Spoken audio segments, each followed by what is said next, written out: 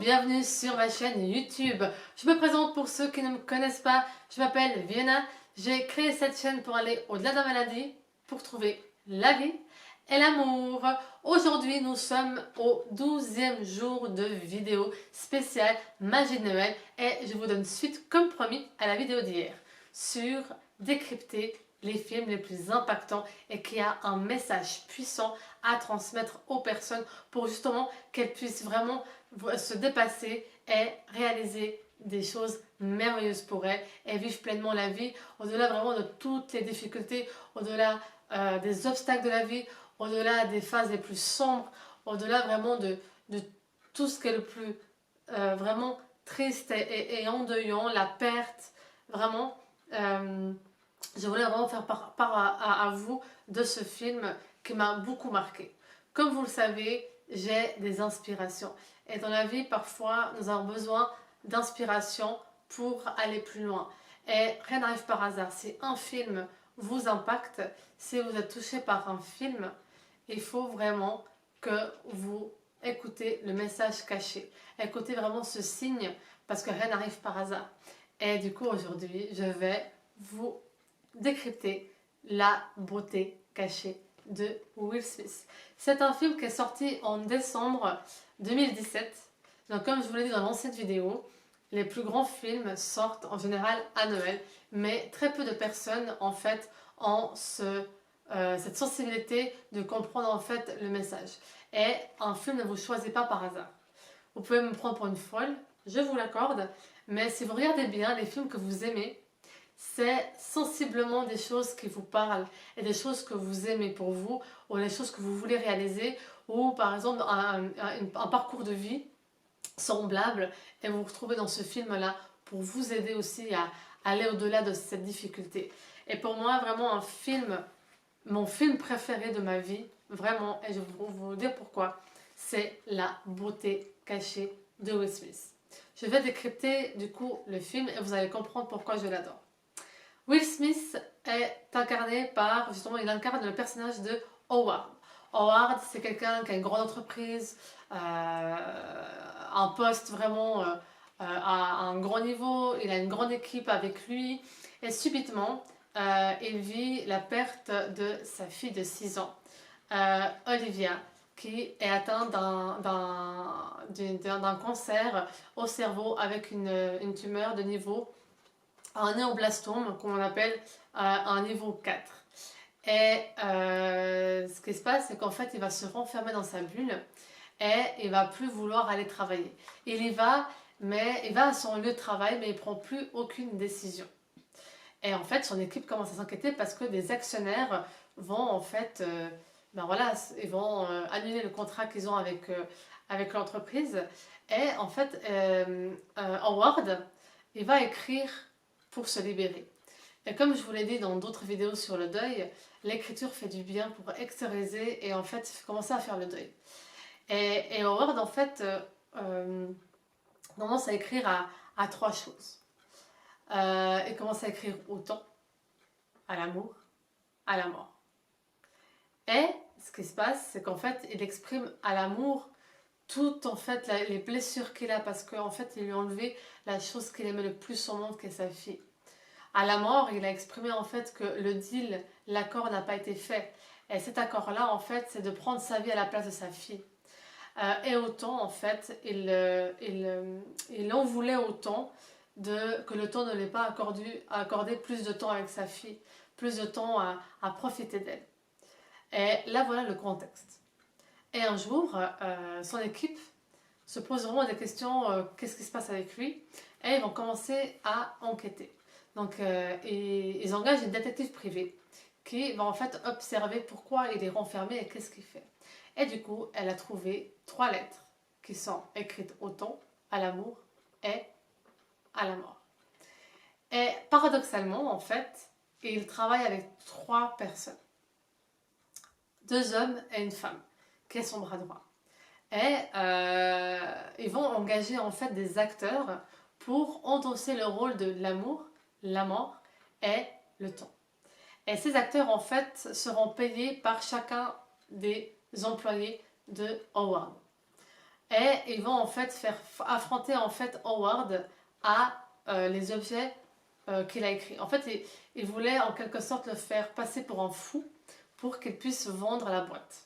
On va dire ça comme ça. Sauf que vous imaginez bien que le film est beaucoup plus intéressant que ça parce que jusqu'à la fin, en fait, on va pas savoir les choses. Et du coup, le premier jour, une dame âgée arrive vers Howard et se présente comme la mort. Et du coup, elle se dit, mais comment elle sait tout ça de moi? Parce qu'en effet, elle avait lu les lettres. Et du coup, elle essaie de comprendre en fait pourquoi il est comme ça.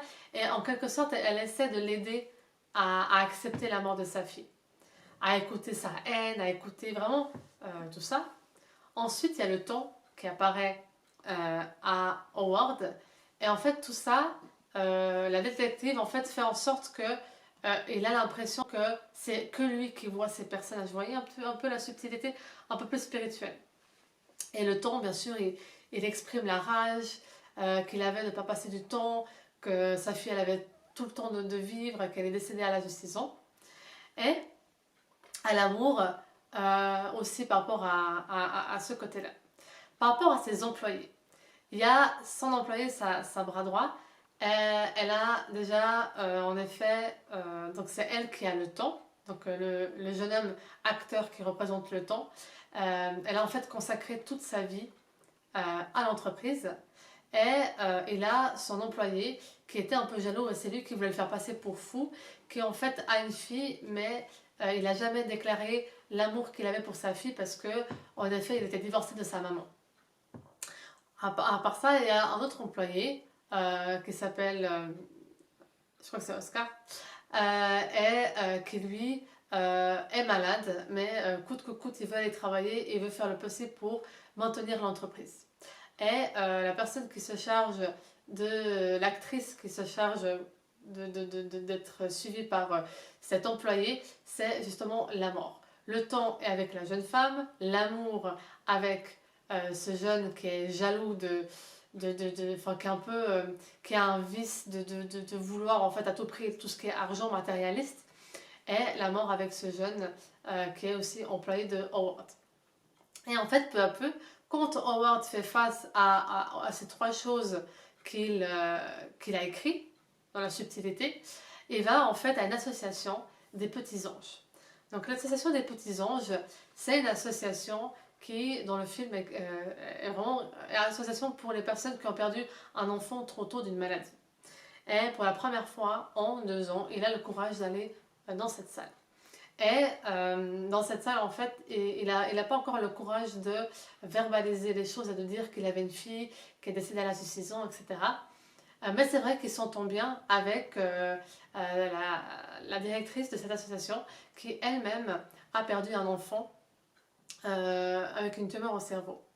Et ce qui est en fait dingue, c'est que peu à peu, lui il croit qu'il voit des visions, qu'il voit l'amour, la mort et le temps.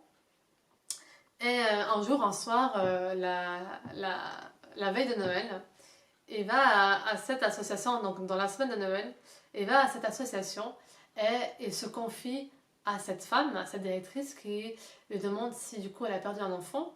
Elle dit que oui. Il lui demande si elle est mariée. Elle dit non, divorcée parce que mon mariage n'a pas tenu par rapport au deuil. On n'était pas au même niveau du deuil, mon époux et moi. Même mon époux a fait quelque chose d'incroyable, c'est qu'il m'a transmis ce message le jour du divorce. Et en fait, ce message, c'est un carton avec un trèfle A4 qui justement disait que quoi qu'il advienne dans la vie, et si en fait nous étions des parfaits inconnus, pour justement en fait vraiment ce message de peu importe ce qui se passe dans la vie, si on aime vraiment son partenaire, eh ben pourquoi en fait quand tout ça ça soit stabilisé et calmé, pourquoi en fait ne pas agir en tant que deux parfaits inconnus pour recommencer quelque chose de merveilleux. Et du coup, elle transmet, donc elle lui montre la carte à Howard. Elle dit waouh, enfin, il lui répond waouh, c'est très humble, c'est très mature, c'est très intellectuel, c'est très réfléchi ce que vous a fait votre époux. Et du coup, elle lui demande s'il l'a oublié. Bien sûr, elle dit que non, qu'un amour comme ça ne s'oublie pas. Et du coup, elle préfère se consacrer à l'association plutôt que de refaire sa vie. Et par la suite, il lui confie qu'en fait, il a des visions. Et elle lui dit, c'est bizarre et je te crois parce qu'en fait, le jour où on était en train de débrancher ma fille à l'hôpital, une vieille dame était assise à côté de moi. Et elle m'a dit, veillez à ne pas passer à côté de la beauté cachée. Et en fait, elle dit, c'est dingue, hein. Puis elle dit, oui, c'est complètement dingue. Franchement, le deuil, je vois pas qu'est-ce qu'il y a de beau dans le deuil. Puis elle dit qu'en fait, quand elle a compris ça, sa vie, elle a changé. Qu'elle a créé cette association, qu'elle a eu la force pour transmettre aux gens des choses, qu'elle a tellement récolté de belles choses à la suite de sa fille. C'est clair que ça ne ramènera pas sa fille, mais au moins, elle transmet tout l'amour qu'elle a à d'autres personnes à aider. Et vraiment, c'est une belle beauté parce qu'elle a de plus en plus de monde qui vient à l'association. Suite à ça, Howard, en fait, il est convoqué par la présidentielle de son boîte.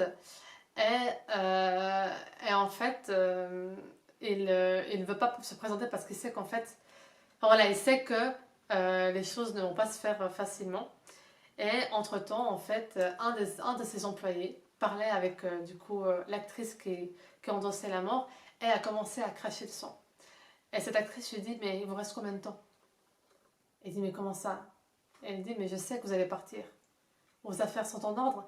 Et en fait, c'est tellement puissant parce que les employés voulaient tellement aider le patron et en fait, à la base, c'est eux qui avaient besoin d'aide. Vous voyez ce que je veux dire? Et la femme parlait au temps. Et quand le temps parlait de comment mettre les choses en place pour aider Howard, il a vu qu'elle était sur un site pour aller à une clinique pour devenir maman. Parce qu'en effet, le temps l'a rattrapée. Et le temps dit que peut-être que le temps est impartiel en fait. Que c'est nous que nous mettons une limite au temps. Et qu'en fait, quand on veut vraiment les choses, on fait les choses pour. Et l'autre jeune homme, donc l'employé d'Howard, sa fille n'a jamais senti son amour, ben, l'amour en fait, donc l'actrice qui représente l'amour lui dit mais qu'est-ce qu'il attend de dire à sa fille à quel point elle l'aime, enfin il l'aime, qu'est-ce qu'en fait, c'est lui le papa, donc pourquoi s'empêcher de dire les choses aux gens qu'on aime, parce que peut-être qu'il sera trop tard. Et le jour de cette présidentielle, bien sûr les trois employés étaient présents. Et en fait, le grand patron, quand il voit les images, parce que bien sûr ils ont filmé grâce à la détective les choses pour le faire passer pour fou, ben en fait il les a vraiment placardés contre le mur et en fait il a dit pour chacun d'entre eux leurs problèmes.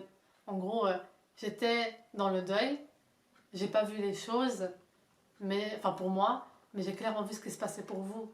Toi, je vais veiller, donc pour la personne qui va mourir, je vais veiller à ce que tes enfants ne manquent de rien.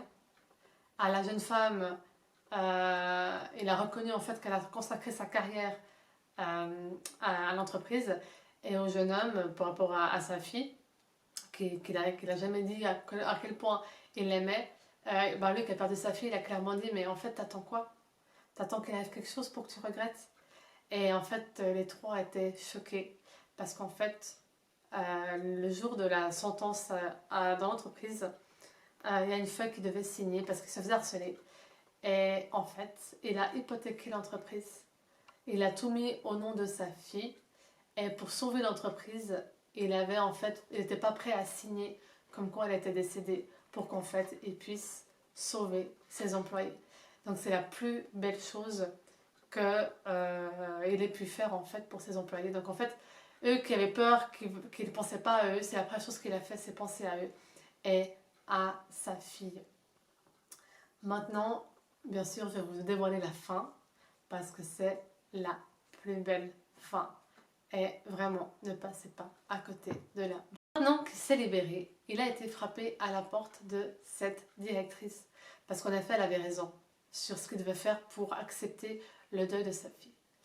Et lorsqu'il sonne à la porte, c'est le 24 décembre au soir. Et elle était en train de pleurer et il dit mais je vous dérange et elle dit non, j'ai regardé mon mari et ma fille comment ils jouaient ensemble et rigolaient. Et en fait il rentre et il se voit lui à la télévision dans ce film avec sa fille dans les bras en train euh, de tourner côté, enfin vraiment de la faire tourner, etc.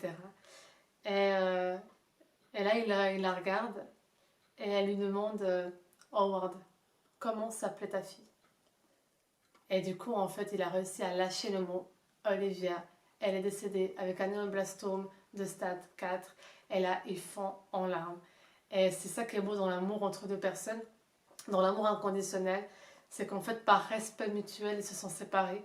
Et en fait, ils ont agi comme deux parfaits inconnus.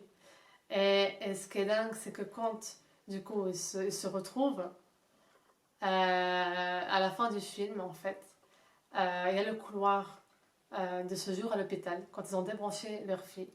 Et cette personne âgée qui a dit veiller à ne pas passer à côté de la beauté cachée, c'est tout simplement l'actrice qui faisait la mort. Et à la fin du film, on voit Howard et sa femme se promener à Central Park. Et Howard, en fait, passe avec sa femme dessous un pont. Et il y a les trois choses à qui il parlait, aux trois acteurs. Et si je vous dis que ces acteurs n'étaient pas des acteurs, mais des anges, et des anges qui veillent sur vous. Et c'est vraiment le message le plus beau parce qu'en fait, grâce au deuil, il a retrouvé sa femme qu'il a toujours aimée, avec un amour inconditionnel, toujours respecté. Et sa beauté cachée à lui, c'était simplement de retrouver sa femme.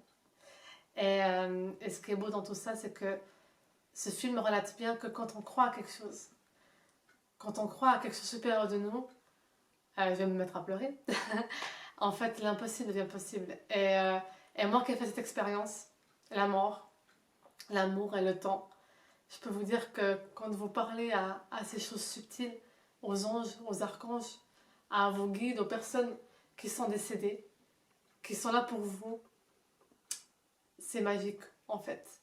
Et j'ai expérimenté la beauté cachée quand j'ai perdu la personne qui est le plus chère au monde pour moi, ma grand-maman qui pour moi est ma maman. Et ce qui m'arrive, c'est grâce à elle que j'ai créé cette chaîne YouTube.